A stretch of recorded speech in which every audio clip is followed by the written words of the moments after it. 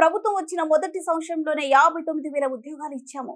దేశంలో మొదటి సంవత్సరంలో 59,000 ఉద్యోగాలు ఇచ్చిన ముఖ్యమంత్రిని చూపిస్తే నేను భట్టి విక్రమార్క ఏ శిక్షకైనా సిద్ధం. రేవంత్ రెడ్డి ఛాలెంజ్ చేస్తున్న ఈ దేశంలో ఏ రాష్ట్ర ముఖ్యమంత్రినైనా, ఏ ప్రభుత్వమైనా, ఏ పాలకులైనా ఒక్క సంవత్సరంలో 59,000 ప్రభుత్వ ఉద్యోగాలు ఇచ్చిన ఎవరైనా ముఖ్యమంత్రి రాష్ట్ర ప్రభుత్వం ఉంటే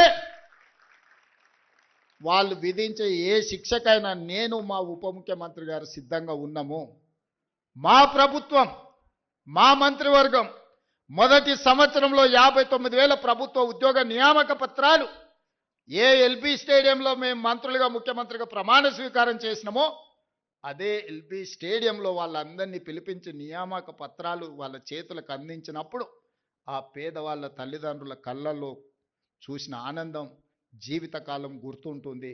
ఎందుకంటే వాళ్ళ పిల్లలు ప్రయోజకులైనప్పుడు ఆ తల్లిదండ్రుల కళ్ళల్లో కనిపించే ఆనందం ఒక గొప్ప అనుభూతి. అది మాటలకు అందదు, మాటలు చెప్పినా సరిపోవు.